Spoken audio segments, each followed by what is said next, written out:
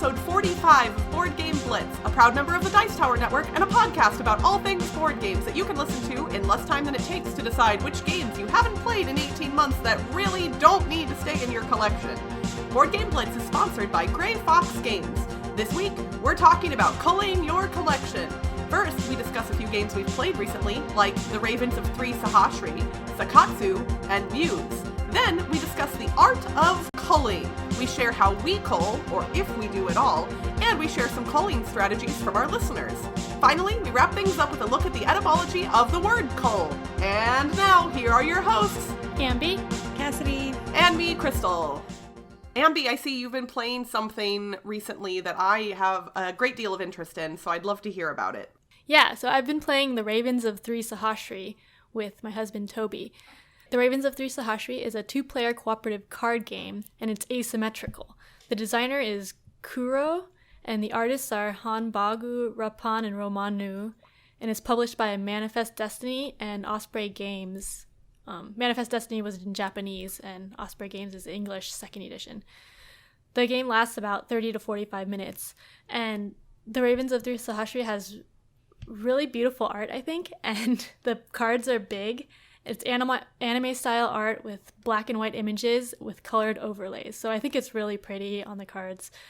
But the gameplay is there's 5 colors on the cards, and the cards are numbered 1 to 5. So one player is Ren, who's a girl who lost her memory and is asleep or in a coma or something, so you can't talk to each other. And the other player is Feth, who is her friend and trying to help restore her memories and wake her up. So Ren has 4 secret cards in 4 rows that represent her heart, and she's trying to add cards to the rows and get the numbers to add up to 7, 7, 7, and 5. And there's also face-up cards on the table, and after Ren's rows are complete, the face-up cards have to only have colors that are in her heart, which are the cards she started with. And the 5th player is the one who plays the cards at the table, and he doesn't know what cards are in his heart. So all Ren can do is remove a card from the middle each turn and put them in her area, and Feth has to figure out what that means and what colors he wants to leave in there. Also, the name of the game, the Ravens of Thri Sahashri, there's raven cards that come out and eat all the cards of a color if you discard them, so you can't have too many cards out. So the ravens are scary. and hungry. I mean, yeah. Ravens are generally scary. Like, you don't ever go, "Oh, look, a raven." That should be a game, though, with the cute ravens. But, okay. There's a way to get rid of ravens, but not permanently, because there's multiple rounds. So you can get rid of a raven if the 5th player gets a block of the same color of cards to add up to 7. And it's kind of difficult because there's a bunch of placement rules he has to follow. But it's really exciting when he managed to do it. But then they come back the next round. You have to have 3 rounds of the game to win. I really like Ravens of Thri Sahashri. I like the art, and I like how it's completely asymmetrical, which I don't think I've had in a 2-player cooperative game before. But it's also challenging to play both parts, and I like both. So the 5th player, it's like a puzzle in placing the cards on the table and trying to make sure there's enough options for the Ren player to get, but also trying to limit the number of colors to the ones that are in her heart that you don't know. And the Ren player is challenging, trying to signal which cards are in your heart, and it's interesting trying to communicate through just the cards that you're removing. So Toby and I have played a couple of times, switching off roles each time, and we've won once so far. After you win, there's also 3 envelopes that you open that add rules to it and make it a lot harder. But we're going to try to win again with the roles switched before we do the new rules, because it looks a lot harder. Games like this always intrigue me, but I find that it's tough for me to not cheat. And obviously, I'm a rule-abiding person, but when it comes to limiting how I can communicate, I tend to have issues. Kind of like when we discussed Magic Maze a few episodes ago. I find it very difficult to not point or gesture or make a noise with my mouth to imply a thing. And I think I may have the same issues in a game like that. I tend to give tells, as it were, regarding what my thoughts and motivations are, but it still sounds really interesting and I want to try it out. Yeah, and in a non-real-time game, it's easier to not be pointing because you don't have the frantic part in there. Yeah. So that was the Ravens of Thri Sahashri from Osprey Games.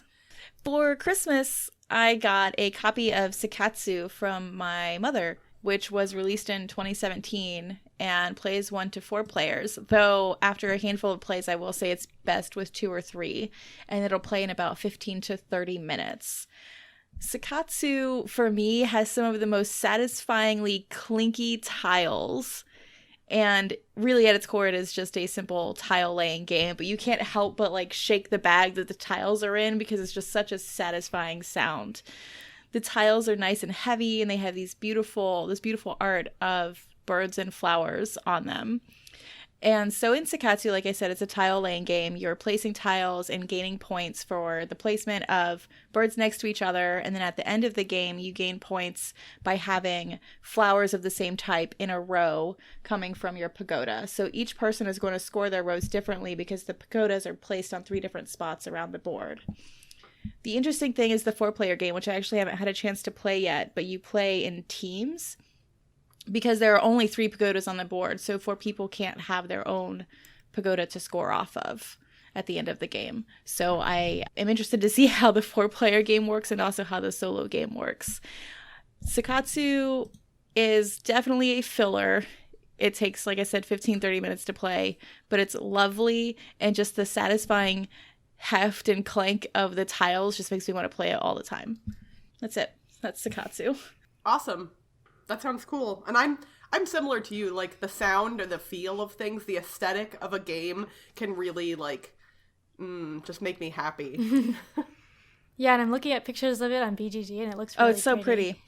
And the really interesting part, though, is you can place the tiles anywhere on the board as long as they're touching another tile. So you can decide for somebody else's row what flower they're getting for their endgame scoring. So you can get in the way of somebody getting a larger score because the more flowers you have in that row, the more you score. I was not paying attention when my mother did this once and got a whole row of 6, which was a lot of points, and she crushed me. Nice. So we got an email a few weeks ago from Quick Simple Fun Games, and they reached out to us and asked if we would be interested in checking out a new game that they have coming out called Muse. And I looked it up online and saw that the artwork was absolutely beautiful and the gameplay looked interesting. So I said, yes, please send me one. So Quick Simple Fun, shout out to them. Thank you so much for sending over a copy of this game. Muse is a party game, and I'm going to apologize to both the designer and the publisher in advance because I'm about to make a lot of comparisons to another game that I'm sure that they get a lot, but I'm only doing it for the purposes of kind of explaining it more clearly. Basically, this game is not Dixit, but if you've played Dixit, you'll be very familiar with some of the aspects of this game. In some good ways. So the cards are kind of tarot-sized cards with really pretty abstract kind of odd artwork, just like in Dixit. Similarly to Dixit, it is a game involved where you're giving clues to try and get people to guess one of a series of cards. But here's where things get a little bit different. It's a team-based game. You can technically play cooperatively with 2 or 3 people, but that's not the ideal play. Ideally, you want 4 or more people on any number of teams. I've only played it with one team versus another thus far. But what you're doing is whoever is not the active team, they will draw 6 of the artwork big tarot cards from the deck, and they will draw 2 inspiration cards from a separate deck. And then they will choose one of the inspiration cards and one of the cards with artwork on it, and they will pass those over to the other team's muse, whoever has been selected as the muse for that round. That player will then look at the artwork and the inspiration card and be required to give their team a clue that will hopefully lead them to the card with the artwork on it. But they don't get to look at the other 5 cards that are going to be shown to their teammates before they give the clue. So whereas in Dixit, everything was chosen with a specific clue in mind, in Muse, you only get to make up a clue based on a single card. And the inspiration cards are definitely different from Dixit in that they force you to do some weird stuff to give a clue. So just as an example, a few of the ones in the game are name a non-fictional holiday, or make a sound effect without using any words, So you're going to be shown this picture with like all this beautiful, weird artwork on it and then be told, make a sound effect. And so that's what you have to do. Then all your card and the other 5 cards get shuffled up and laid out on the table, and your team has to guess which of the cards was the one that you were shown. And it is hilarious. It is sometimes really easy to guess, and it's sometimes really difficult. And there's a lot of meta involved because, like, sometimes they'll look at all the cards laid out, and you'll be like, well, clearly with this clue and that card, like, they wouldn't have given them those two together. Or would they? Because you can kind of get into people's heads. It's very interesting, and those meta strategies came out almost immediately when we were playing. A good number of the people I was playing this game with most recently have played Dixit before, and my friend Alyssa said, and I quote, "This has all of the parts of Dixit I love, and none of the parts of Dixit I don't." And my friend Kathy also said, almost like only 2 rounds in, she was like, "I immediately like this more than Dixit." And I have to agree. I love Dixit. I think it's a great game. And I might be cannibalizing some of my Dixit cards to add content to my Muse cards. Because I think the cards could be interchangeable in both games. But Muse is fun in a way that I didn't necessarily expect. And I think it's a little bit more gamery than Dixit. And that's not to say it's not approachable, but there's a little bit more depth to it. And I think it's really, really fun. It's by Quick Simple Fun Games. It is designed by Jordan Sorensen, and the artwork is by Andre Garcia, Kristen Plesko, and I apologize for the name I'm about to butcher, Apolline Etienne. It is awesome, and it is hitting retail stores literally this week. So I would highly recommend, if you like Dixit and you're looking for something kind of new and interesting, I would definitely say give Muse a look. Yeah, it looks really fun. I definitely want to try it. I will bring it to BlitzCon with me, and we can play it. Because as of like 3 weeks. Yeah, I know. It's gosh. Like so soon. Oh yeah, and if you're listening to this and want to come to BlitzCon, tickets are still on sale at boardgameblitz.com/con. Yes, and you guys, everyone should come. It is a really good time, and I'm very much looking forward to it.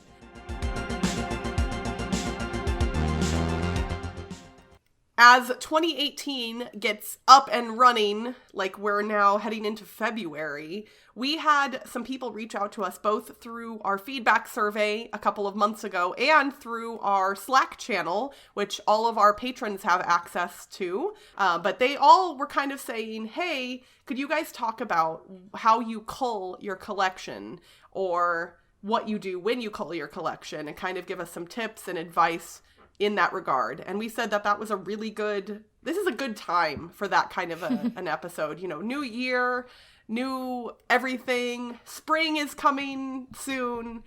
I would love to hear your all's thoughts on this first, because I think there's a good chance that both of you are better at this than I am. So what do you all do when you need to cull your collection? Toby and I try to keep it to games we play, and right now our collection's at about 150 games. So we try to keep it around there. I think it used to be around 100, but then we got a bunch of small box games that don't really take up any space, so they don't really count. But we have a couple of different things we do. We used to do a bunch of math trades. Once we did a shipping math trade, and that was kind of expensive because the amount of money it took to ship the game was about the same as just the game itself. So we ended up just doing no-ship math trades at conventions, which is a great way to get new games that you can try out, but it doesn't actually reduce the size of your collection since you're trading a game for another game. And a lot of those games ended up back on the trade pile again the next year. So we haven't done a math trade in a while. Toby's actually better at getting rid of stuff than me. I like keeping things, and so it's good that I have Toby around, because he gets the games. He's like, okay, we're gonna get rid of this, we can sell it. So he's sold some games through BGG, and we also have a annual birthday convention for Toby called T-Con in December, and we raffle you all off just like games calling there. Things conventions when they aren't Yes. conventions. Okay, convention in quotes for learned. this one, but yeah, it's a full day of board gaming at our house. And we had 18 games that we raffled off, and everyone that attended got a game. So that's a way that we get rid of games that we don't play. It's not necessarily games we don't like. Like, we got rid of Captain Sonar, even though we really like it, because we haven't been able to play it. So. Here, friends, take all our garbage games. That's what I was about to say. I was like, here, thanks for coming to Toby's birthday. Have some garbage. We don't want these anymore. Here, you take them. No, Captain Sonar is an excellent game. I totally get why it was better in somebody else's home. Yeah, so I'm hoping that people get to play them. I have guidelines that I wish I would use to call my collection. However, I pull all the games out that I haven't played in a year or so, or I haven't even read the rules for since I bought it. And I look at them and I say to myself, I still have room on my shelves. I don't really need to get rid of these yet. They can hang out for a little while longer. I'll reevaluate next year. I've had Last Will on my shelf for like 3 years. So I've this played is it the once. opposite of what we're supposed to answer, right? So this is now Culler's Anonymous. Hello, her name is Cassadi, and she has a game collecting problem. However, don't worry, Cassadi, I'm at the meeting with you. I'll get to that in a minute. Recently, I did unload 2 games that I haven't played in a while to my local tabletop cafe that I go to every single week. So if I ever want to play those games, they're still available to me. I think that's a really good point. And we mentioned that in our episode about charitable things that you can do for the community. Mm-hmm. If you are having trouble letting go of a game, but you have either a board game cafe or a library near you that you could donate the games to that would make use of them, that's perfect because you're doing a good thing. You're clearing out your collection, and you still have access to those games just in case. So it's win-win for everybody. Mm-hmm.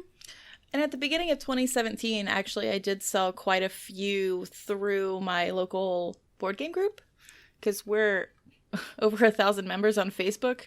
So somebody out there in that group might want a copy of my game. I have technically never culled my own collection. I'm just now, I think I'm heading toward the 200 mark, but that is including expansions. So I'm probably closer to like 150 or 170, like that range, I feel. That's where I am too. Honestly, to me, it doesn't feel like too much. I have a large house and I have lots of space to put things. But now that it has filled up a single 5x5 Kallax, it kind of made me realize that, like, when I was trying to find places for specific games on the shelf, I wanted to put, like, the games I love, kind of more prominently in the middle and up at the top. And so I kept moving certain games down to the bottom row. And Dixit is actually a really good example of this. Dixit is a game I enjoy playing. I have no issues with. I do think there would be circumstances where I would want to be able to pull it out, but I haven't pulled it out in a really long time.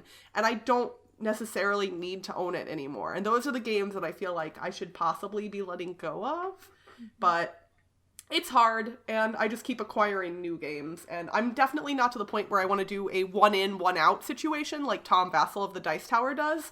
But I still feel like I should be... I've gotten better about buying games. Like, I don't buy everything sight unseen anymore. Mm-hmm. Not buying everything is a good way to also keep your collection down. It serves a similar purpose to culling, so that helps. Yeah, if you're buying things more thoughtfully, then you'll have potentially less stuff that would be cullable in the future. I don't know if that's a word, but I'm calling it a word. For when I got rid of some games, I think I got rid of 30 games in 2017 total. Some of them were expansions and stuff, but when I did that, I actually made a spreadsheet of all the games I own by their primary mechanic. So I had all tile laying games in a group together, and there were like 12 of them. And I'm sitting here going, do I really need 12 tile laying games? Yes. How different are these? Pretty different. So apparently, yes, you do need them all. I did get rid of a few. Games like Carcassonne, though, I'm never going to get rid of because it was one of the first ones that really got me into the hobby, so...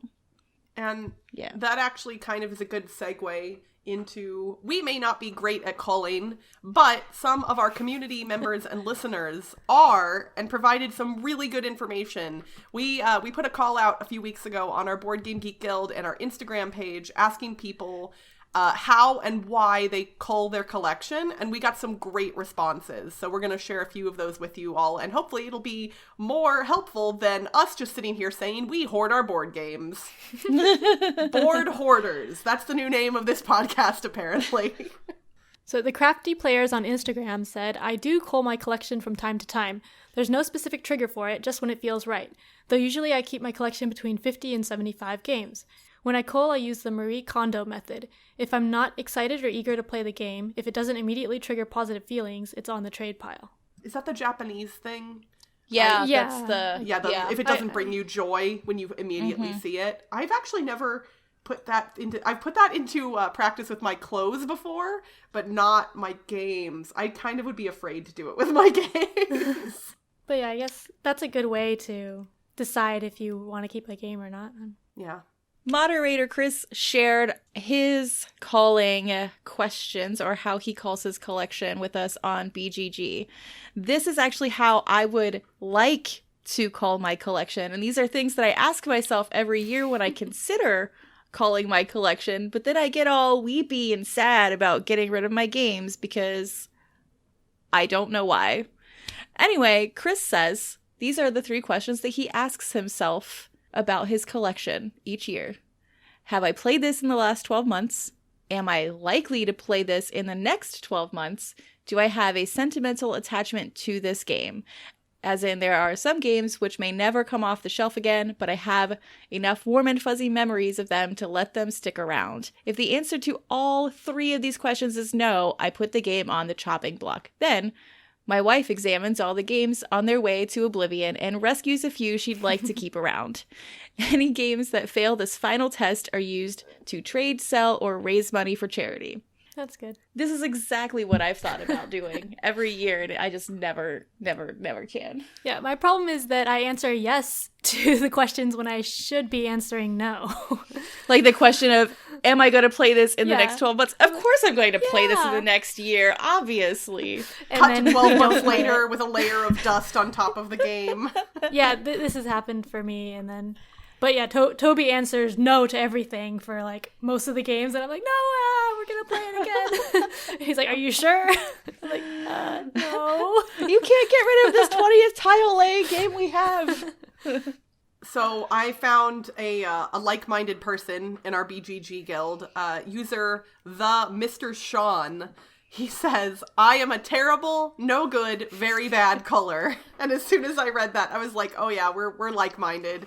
He says, as a member of the Thrifting Guild here on BGG, I participate in some sharing activities throughout the year that allow me to send a pile of games to others. The downside is that in return, I get their pile of games sent to me.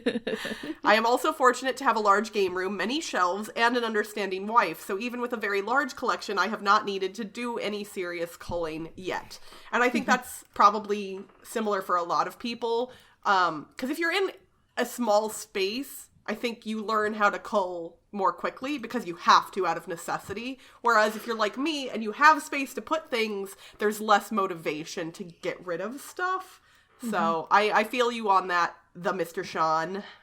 Okay, back on Instagram, Board Games and Tea with Anna said, first, I donated some games to the school where I teach and run a board game club. Then I put up a few on eBay. Now my plan is to create some generously lopsided BGG trades to try to land a few Grail games while at the same time gaining shelf space. We were talking about before donating games to like a library, but she does it to a school, which is cool. Yeah. And then doing BGG trades, so I guess a lot of trades for one game instead of doing 1 for 1. So you actually do get rid of some games. I need to do that. I desperately want a copy of Russian Railroads. Also, Matt sold a couple of ours, or his, I guess, since he purchased them on eBay recently. They made, like, crazy money.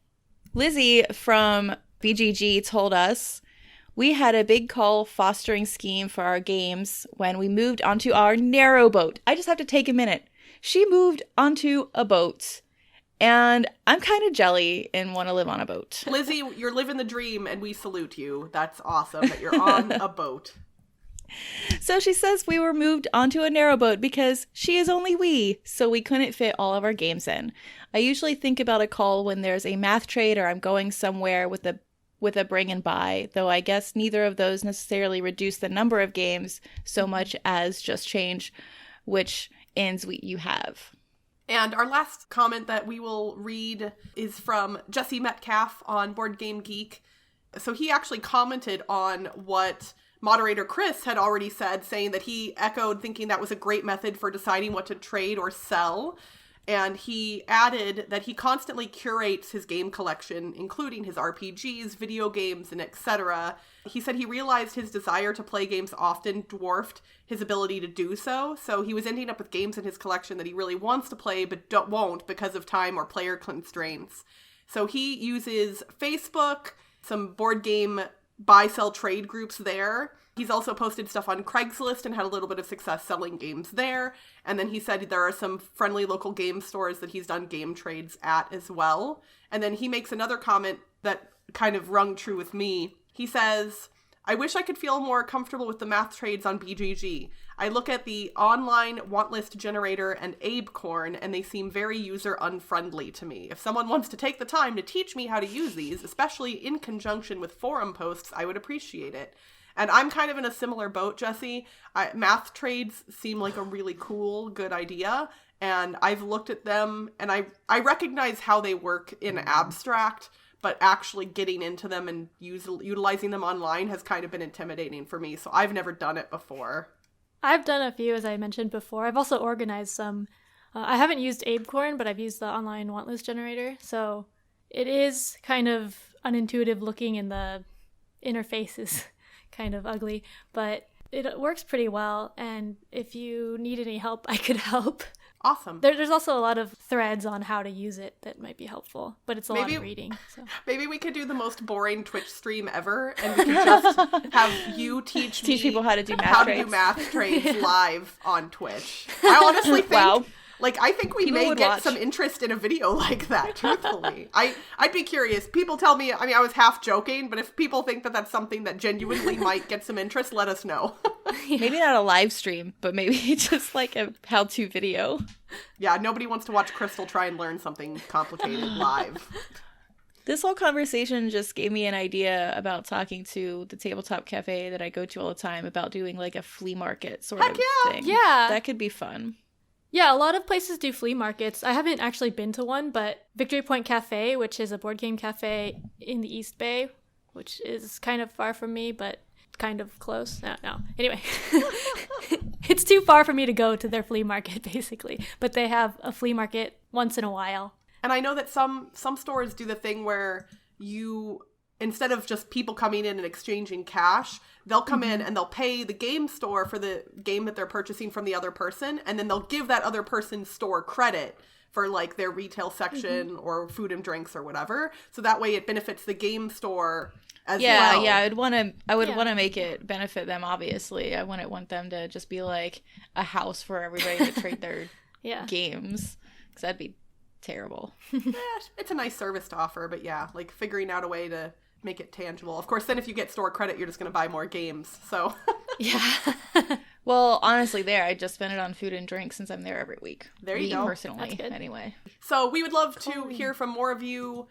If you have methods that we haven't discussed here about how to cull a collection, or suggestions for us about how to get better at culling our collections, until then, we'll be at the Board Gamers Hoarders Anonymous meetings. Board Hoard Anonymous. The Board Hoard Anonymous meetings.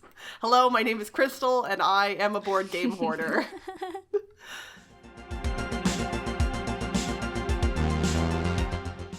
For this week's etymology segment, we're going to look at the origins of the word cull in its verb form. The English word cull came about in the early 14th century when it meant choose, select, pick, or collect and gather the best things from a number or quantity, especially with reference to literary selections. It can be traced back to the Old French cueiller, which meant collect, gather, pluck, or select, as well as the Latin word, which I'm about to butcher the pronunciation of, collerge, which meant gather together or collect. That word also forms the roots of the word collect in English, which was used in its definition, which gets into that whole circular thing that I've discussed before that I don't get, but you know. While I may be bad at culling my game collection, and perhaps some of you are too, maybe understanding the history of the word cull can inspire us all to prune out games that don't belong anymore.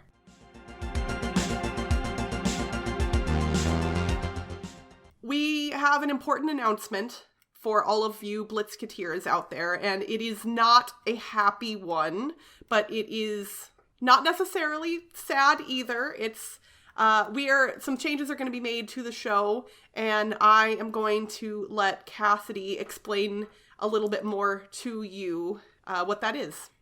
That's me, I'm Cassadi. So really what it is Cassadi's leaving the show as a regular contributor. This was absolutely not an easy decision, and I made pros and cons lists, and I wrote things down, and I talked to a lot of people before making this decision, but I will be stepping back as a regular contributor so I can spend more time with my family. This does not mean you're rid of me, because I am still on Twitter at Noah Jane. I'm still going to be on the BGG Guild, and I will still be on our Patreon Slack channel, and I'm sure if Chris and Ambie have anything to say about it, I will be back for something fun in the future. I just will not be here as a regular member anymore. But again, that doesn't mean you're rid of me, because I'm still on the internet and you just got to deal with it. I have had a wonderful time working with these ladies, and I really can't wait to see what they do with the show in the future. Sorry, everybody, I love you. Yeah, speaking for myself, I recognize that this is something that you need to do, and that I support you 100% in that, and you will always be a founding Blitzketeer, and you will always be a host of this show, whether you are actively on each episode or not, and you are always welcome to come back anytime you want. So literally just message us and be like, I want to record something. Even if that was a little segment that you record on your own and send over to us to put into the episode, you know, if you can't get together with us. But you know, you've got a little one at home and you're busy and life gets in the way sometimes. And I think that a lot of the people that listen to this show are also content creators and podcasters. And they're probably all thinking, yeah, that makes sense. It's really, really hard to fit all of this stuff in. Podcasting is a labor of love. And sometimes one of your other loves, like your family, just has to take precedence. So. Yeah. And I think everyone listening knows that, like, family is super important, too. So one would hope. So we love you, and you will be very, very missed. To anyone listening and wondering what that means for us going forward, it doesn't mean much other than Cassadi leaving. Ambie and I are going to take the reins and host the show by ourselves for now, and we aren't quite sure what other things that will mean for us going forward. Some people might ask, well, are you going to bring on a new third host? Or are you going to have more guests on the show? Or is the format going to change? And the answer to all of those questions at this point is we don't know. So we're going to kind of try and keep the status quo for now, and we'll see what happens going forward. But in my mind, Cassadi is not replaceable, particularly not immediately replaceable. And so we're just going to keep on keeping on, as it were. And we hope that you all are willing to stick through with us as we go through this period of change. And that's it for this week's Board Game Blitz. Visit our website, boardgameblitz.com, to get links to our social media pages, including our Facebook, Twitter, Instagram, and Board Game Geek Guild. This episode was sponsored by Gray Fox Games. If you enjoy roll and write games and want to have fun feeding an adorable pig named Pip, make sure to check out Harvest Dice. Available in stores everywhere and on Gray Fox's website. Gray Fox Games, quality games, cleverly crafted. If you're enjoying the podcast and want to show us a little love, you can become a patron for as little as $1 a month. Just head to patreon.com/boardgameblitz. Our patrons get a lot of benefits, including access to our private Slack channel where you can chat with us directly anytime, and I'll still be there. Our theme song was composed by Andrew Morrow, technical support provided by Toby Mao. Board Game Blitz is a proud member of the Dice Tower Network. Check out the other shows in the network by visiting dicetowernetwork.com. Until next time, may your dice rolls be high, your card draws be lucky, and your collection be appropriately culled. Bye, everyone! Bye!